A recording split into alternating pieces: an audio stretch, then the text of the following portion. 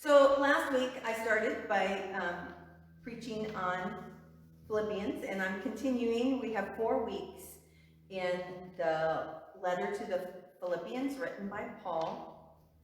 And so today is a very, what Cheryl read is a very famous, probably the most famous part of Philippians. And certainly it's one of my favorites. And it talks about the attributes of God. What is God's character? When people have a God complex, it tends to mean that they do anything they want. They think very highly of themselves. They think that they're better than everybody else and of their abilities. They think that they're powerful and deserving of obedience from everyone. And others should not only do what they say, but know that doing what they say is the right thing to do. That's what someone with a God complex would think. And throughout history, and I mean long ago history too, when we look at the gods of civilizations, and I'm using a God with a small g there, they tended to be the ones to send lightning bolts down on people and on people that displeased them, and they were rather capricious because you never knew one day to the next what it was that they were going to be wanting, and so there was a lot of fear involved in all. So, gods have not always had a really good reputation. I'll put it that way. But in Philippians, Paul describes the character of a very different kind of God. He quotes a Christ hymn, and he says that being God, Christ did not exploit it for his own personal gain. Christ emptied himself. Christ became human, and as a human, humbled himself and was obedient to the point of death. This was being God. Being God, Jesus did not lord it over others. Jesus welcomed the unwelcomed, healed the unhealable, forgave the unforgivable, had mercy and compassion on the lost, the lonely, the despairing, the hopeless. Being God, Jesus doesn't sound much like those who want to be God or think that they are gods. And a question that we need to ask is, why did Paul use this hymn as his letter to the Philippians? Because, he didn't use this in other letters, so what was it specifically about the Philippians that they needed to hear this word? Philippi was a very pro-Roman city. And to stand for anything that was contrary to Rome was seditious, and you could risk death. Christians were considered atheists because they didn't worship the Roman gods.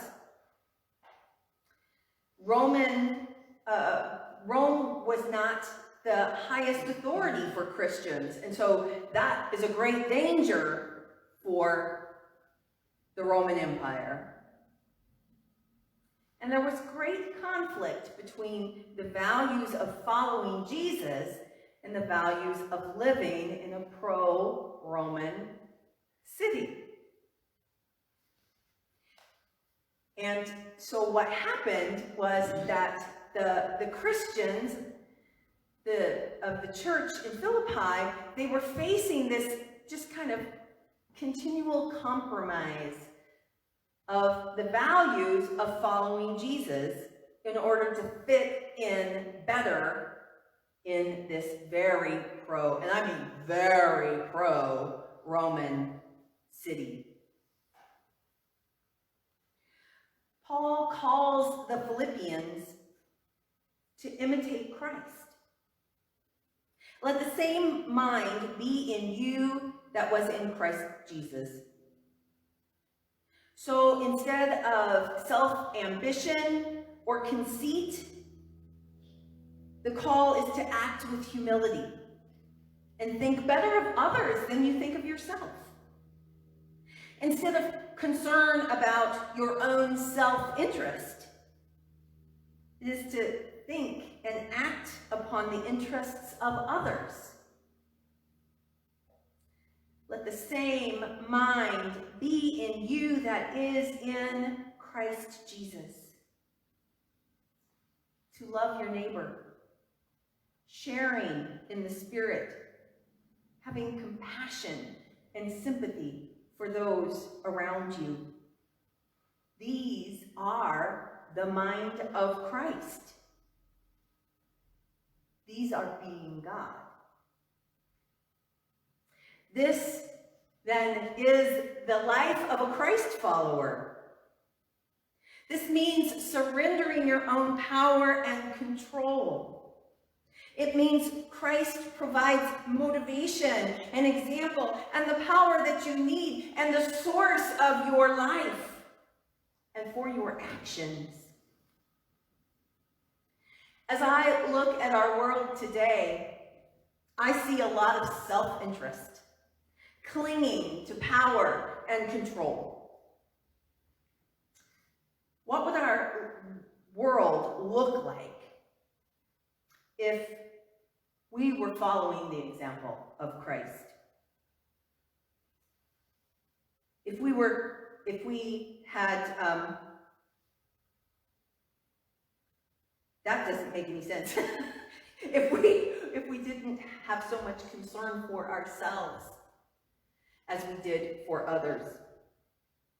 If we reached out to the poor and the weak and the marginalized and the powerless, not to lord over them, but to be Christ among them.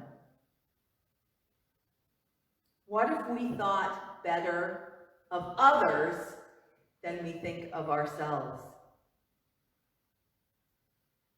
What different kind of world would we have? And where does this start? You might say, that'll never happen. It'll never happen until you do it. It starts with you. It starts with each one of us. We are not measured by the values of the world, but we are measured by the values of Christ, by the character of God that was willing to lay down power and control to save the whole world. Let us have the same mind. Let the same mind be in you that was in Christ Jesus. That's what it means to follow, to be a Christ follower. That's what it means to be a Christian. May it be so. Amen.